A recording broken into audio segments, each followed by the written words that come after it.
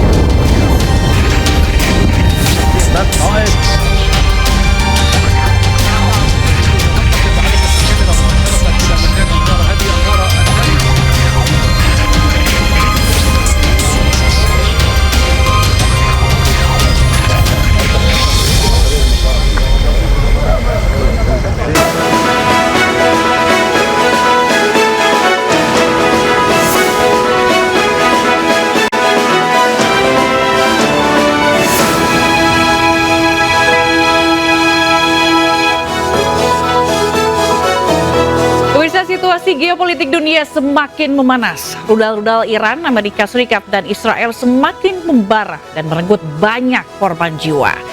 Butut konflik antara Amerika, Israel dengan Iran, Panglima TNI perintahkan siaga 1. Ada apa sebenarnya? Apakah murni langkah antisipasi atau memang Indonesia sudah harus mulai berhati-hati? Bersama saya Fazilah Khairunisa, inilah The Prime Show selengkapnya.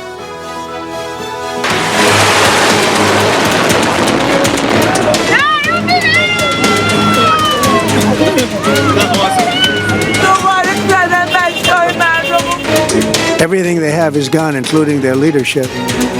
In fact, there are 2 levels of leadership, and even actually, as it turns out, more than that. But 2 levels of leadership are gone. Most people have never even heard about the leaders that they're talking about. So it's obviously been very, very powerful, very effective. They have also attacked our missile, facilities, but they have not been able to stop firing missiles against themselves. So the firing continues, and we are prepared. We are well prepared to continue attacking them with our missiles as long as needed and as long as it takes. Kita akan mengalami kesulitan.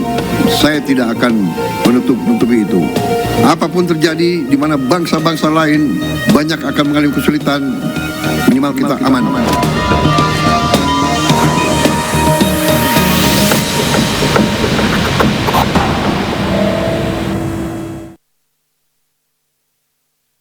Ketegangan meningkat di Tel Aviv setelah Iran meluncurkan gelombang rudal balistik Selasa malam.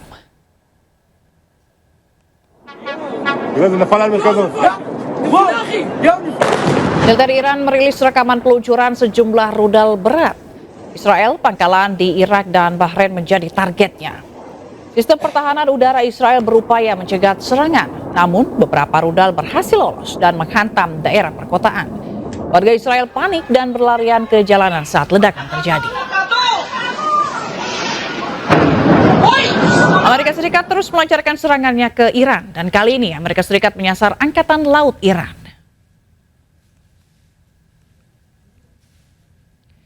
Dalam operasi Epic Fury, AS menargetkan Angkatan Laut Iran di lokasi yang dirahasiakan. Amerika Serikat tidak hanya menyerang kapal-kapal yang sedang berlayar, tetapi juga kapal yang sedang berlabuh. Amerika Serikat beralasan serangan dilakukan karena Angkatan Laut Iran telah mengancam kebebasan navigasi di perairan global. Presiden Amerika Serikat Donald Trump menyatakan telah menghancurkan lebih dari 50 kapal Angkatan Laut Iran. Amerika Serikat juga menyebut Angkatan Laut Iran tidak efektif selama pertempuran.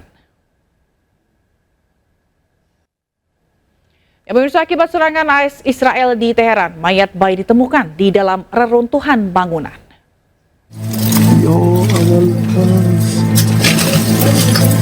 Mayat seorang bayi perempuan berusia 1 tahun dievakuasi dari reruntuhan setelah pemboman di Teheran. Bayi tersebut terlihat terbujur kaku saat diangkat oleh petugas. Bayi malang tersebut hanya terbaring pasrah pada saat rudal Amerika Serikat dan Israel hantam bangunan hingga luluh lantai. Data pemerintah Iran menunjukkan bahwa 193 anak telah tewas akibat serangan AS Israel terhadap negara tersebut. Dari serangkaian serangan AS dan Zionis Israel, total 1.332 orang telah tewas hingga Jumat lalu. Sementara itu, buntut konflik antara Amerika Israel dengan Iran, Panglima TNI perintahkan siaga 1 sebagai langkah antisipasi. Dan terkait hal itu, Ketua DPR RI Puan Maharani angkat bicara dan menyatakan DPR akan meminta penjelasan TNI.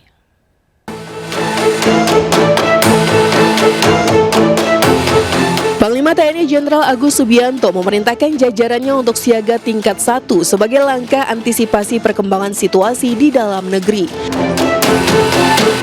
7 perintah tersebut adalah menyiagakan personil dan alutsista serta patroli, melakukan pengamatan udara 24 jam penuh, Bais TNI mendata dan memetakan kondisi WNI di daerah konflik, meningkatkan patroli objek vital, mendeteksi dini potensi gangguan keamanan,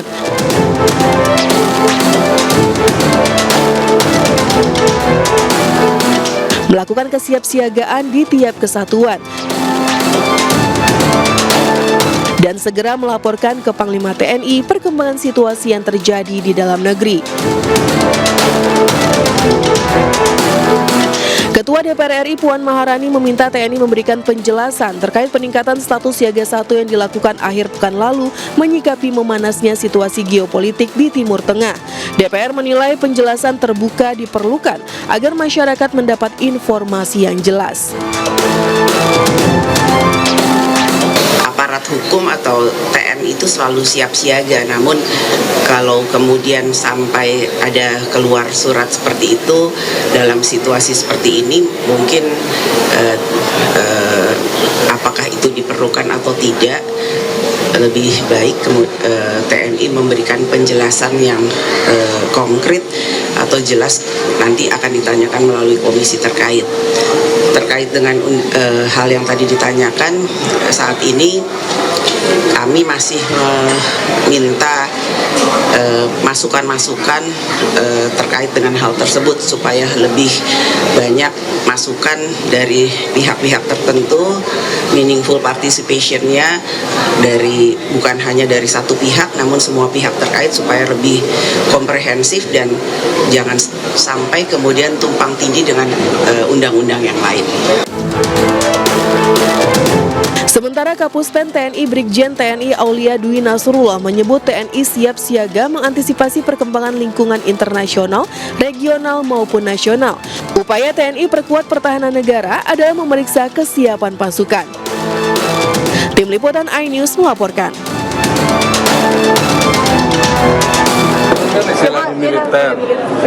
Istilah di militer yang biasa dilakukan oleh militer. Saya sudah memperlakukan siaga 1 namanya di Satuan 1 untuk PRCPB, pasukan reaksi cepat penanggulangan bencana alam. Jadi tiap Kodam itu ada 1 batalion untuk siaga 1 apabila di wilayahnya ada bencana alam. Yaitu menguji kesiapsiagaan personil dengan materialnya. Misalnya dari wilayah-wilayah itu ke wilayah Jakarta itu berapa menit kita hitung, kan? Apabila terjadi sesuatu di Jakarta kan bisa cepat digerakkan.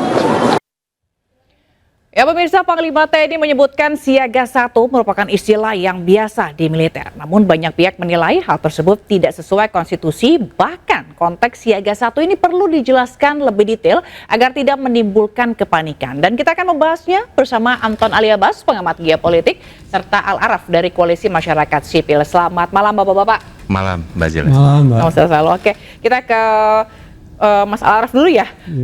Mas, ini kan kalau kita lihat TNI Panglima TNI, menerapkan siaga 1 begitu. Apakah perlu memang siaga 1 ini diberlakukan, dan apa sebenarnya makna dibalik siaga 1 dari TNI? Urgensinya itu seperti apa?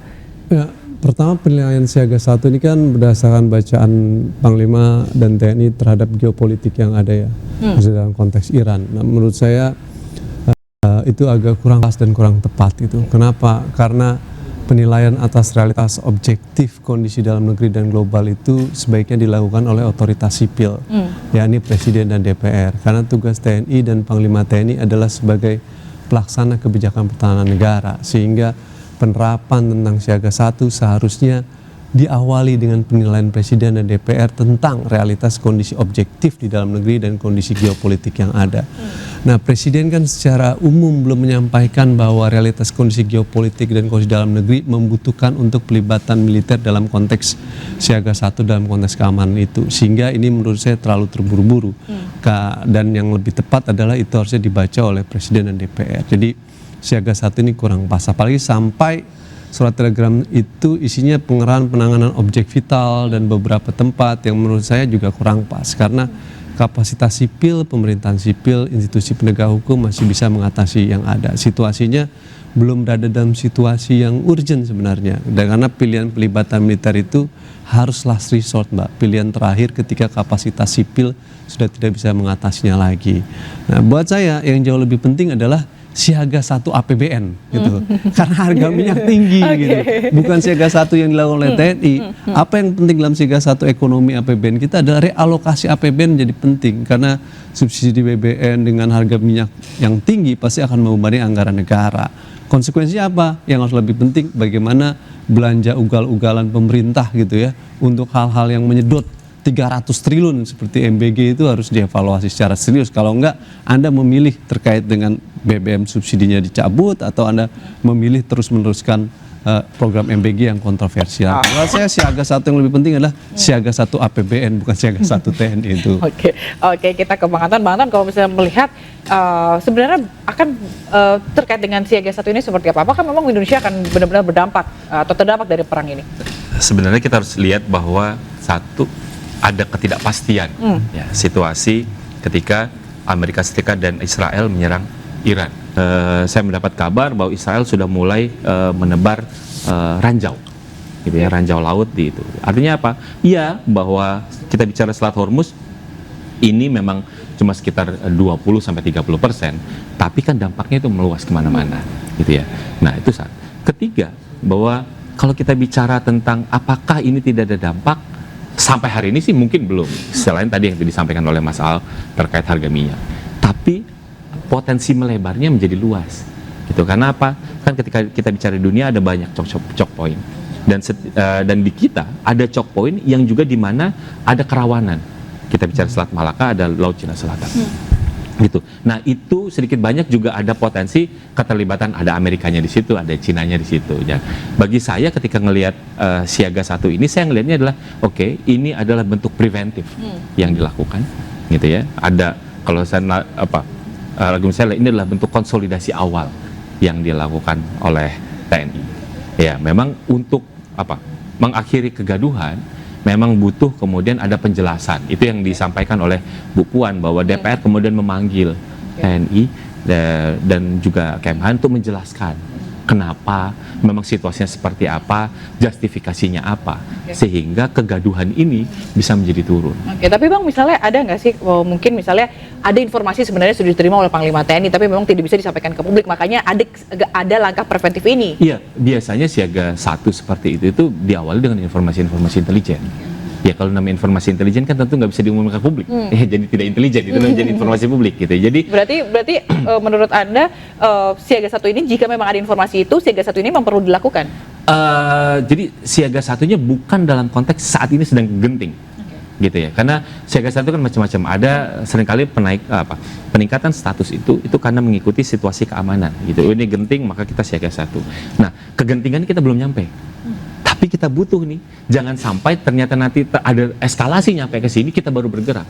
gitu. Walaupun tadi misalnya Panglima TNI kita sudah ada kok pasukan reaksi cepat dan lain-lain. Oh, kalau gitu kita lagi mau mengeksersis kesiapsiagaan, gitu. Walaupun memang yang menjadi pertanyaan kok bisa bocor ya, gitu. Ini kan petaka awalnya kan kok bisa bocor. Semestinya kan memang tidak bocor. Kalau itu tidak bocor kan sebenarnya tidak gaduh, gitu ya.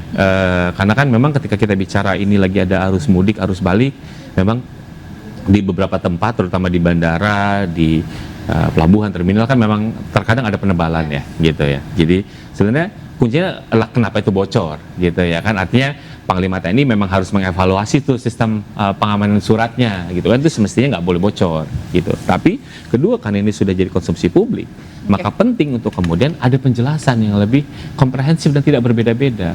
Ini bukan dalam kondisi yang natural, gitu ya. Jadi bisa enggak siaga 1 itu bisa memberikan persepsi yang berbeda loh ke market dan lain-lain. Karena itulah penting untuk kemudian memberikan penjelasan untuk menekan kegaduhan tadi. Oke, berarti apakah sebenarnya ada informasi yang memang tidak disampaikan atau belum disampaikan gitu ya? Kita akan jawab nanti setelah, dan juga berpotensi membahayakan negara begitu ya. Tapi kita akan bahas atau jawabnya usai jeda. Pemirsa jangan kemana-mana, tetaplah di The Prime Show.